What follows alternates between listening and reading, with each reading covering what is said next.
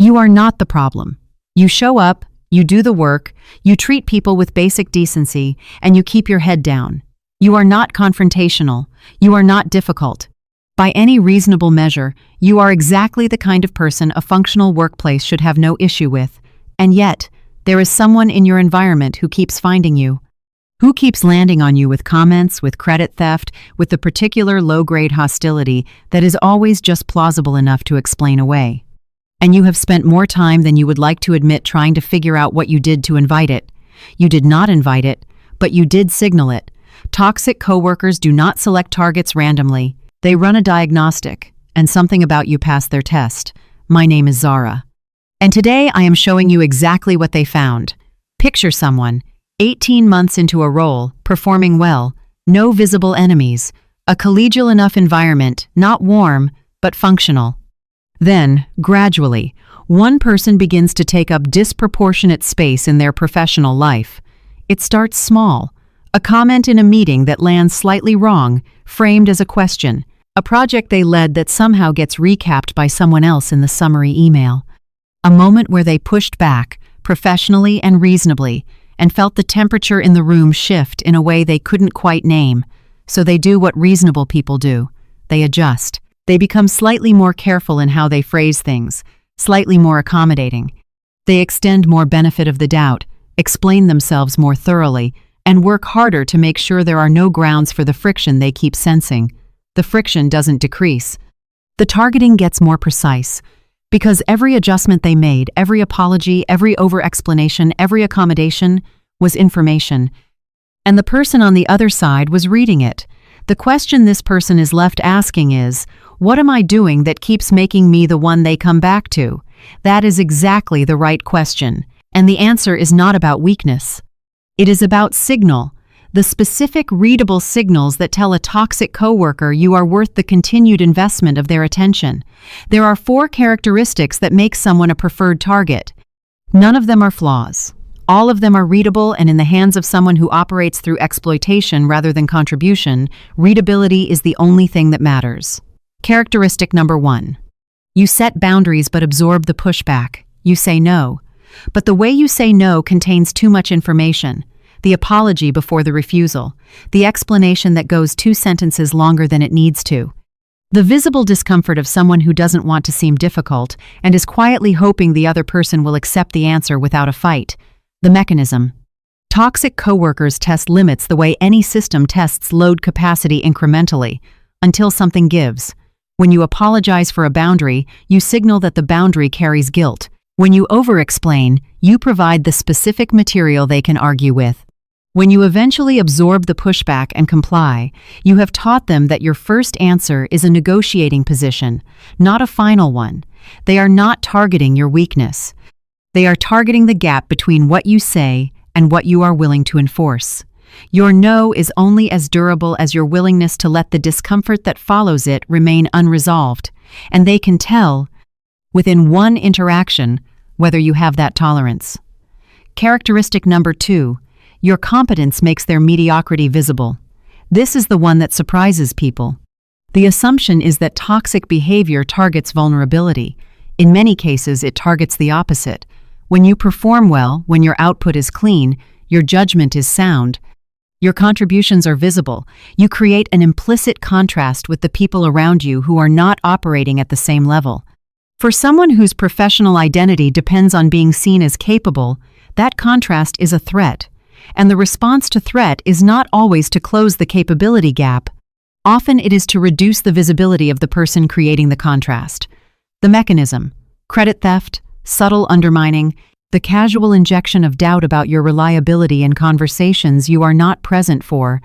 These are not random acts of hostility.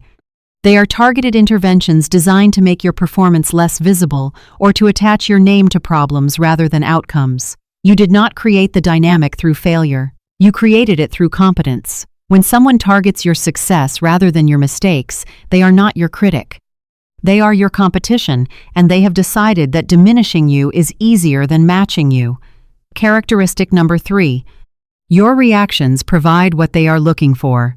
This is the mechanism that sustains the targeting long after the initial selection. And it is the one most people never identify because it feels like the most natural response available. You react. When the comment lands in the meeting, your face changes.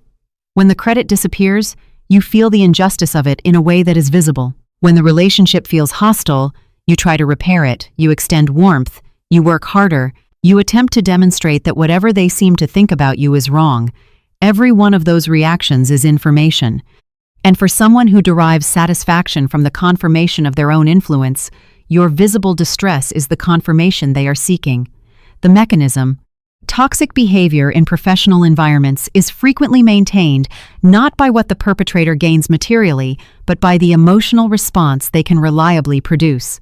Your discomfort is engaging to them. Your attempts to win their approval tell them the targeting is working.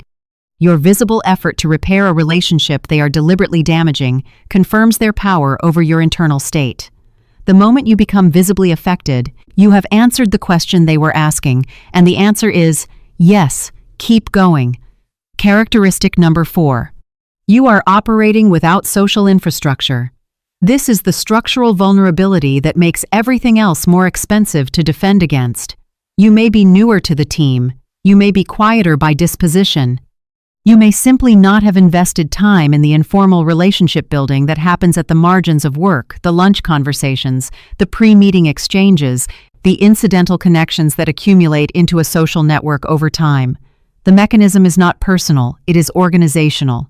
Toxic behavior operates most effectively in the absence of witnesses who have their own data about you. When a coworker introduces a narrative about your reliability, your attitude, or your performance into a conversation you are not part of, the people in that conversation are making an assessment based on what they know. If they know very little about you directly, the narrative fills the vacuum.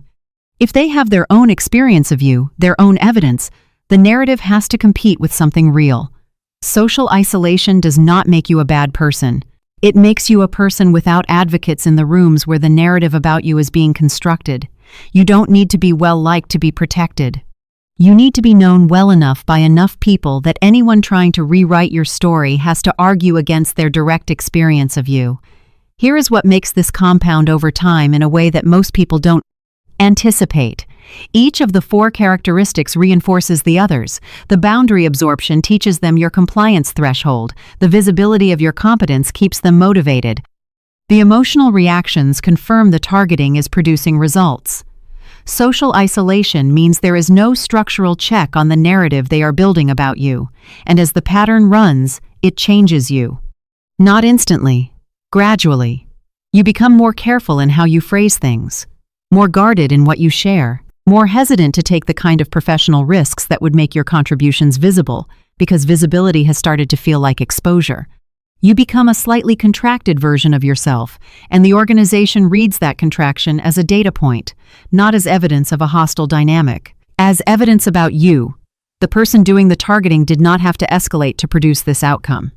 They simply had to maintain consistency while you absorbed the cumulative cost. The most effective targeting doesn't destroy you loudly. It quietly teaches you to make yourself smaller and then steps into the space your retreat created. The reframe is this. You cannot control whether someone decides to target you. You can control how much usable signal you provide and how expensive you become to maintain as a target. These are 3 different things, and they require 3 different moves. Move number 1. Remove the apology from the boundary starting with the next interaction. The structure of an effective boundary is simple. A statement of what you can or cannot do. No justification, no apology, no additional material for negotiation. I can't take that on. Not, I'm sorry. But I'm really stretched right now, and I have 3 deadlines this week, so I don't think I can. Every word after the boundary is ammunition. Every apology signals guilt. Practice the shorter version before you need it, because the moment the request arrives is the wrong time to construct your response from scratch. Know your answer in advance. Deliver it without decoration. Then allow the silence that follows to remain without filling it. The discomfort of that silence is not a problem you need to solve. It is the boundary holding. Move number 2.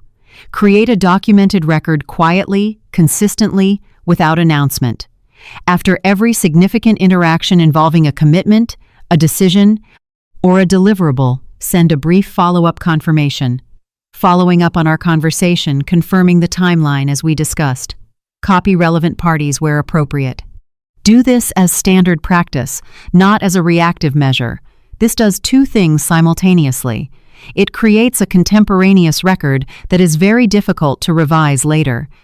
And it signals, without accusation, without confrontation, that you are someone who documents things. That signal alone changes the risk calculus for someone whose preferred operating method depends on your word never being tested against a written record. Move number 3. Build 2 to 3 genuine professional connections outside your immediate team this month. Not a network, not a performance. 2 or 3 people in the broader organization who have direct, recent, specific experience of your work. Find a legitimate reason to collaborate, contribute, or connect with each of them. Create an experience of your capability that is concrete enough to survive a competing narrative. When your name comes up in a room you are not in, and it will, these are the people whose response determines whether the narrative lands or is challenged. You are not building allies for a conflict. You are building a reality that is harder to revise. You cannot become untargetable overnight. But you can make targeting you incrementally more expensive until the return no longer justifies the effort. There is something worth sitting with at the end of all of this. The characteristics that made you readable to a toxic coworker, the tendency toward accommodation, the visible emotional investment in fairness, the instinct to repair rather than withdraw, these are not defects. They are the qualities that make someone a good colleague, a reliable collaborator, a person whose presence in a team produces something real. The problem is not that you have those qualities. The problem is that you were never told they have a cost in certain environments, that in the presence of someone who treats relationships as instruments, those qualities function as openings rather than assets.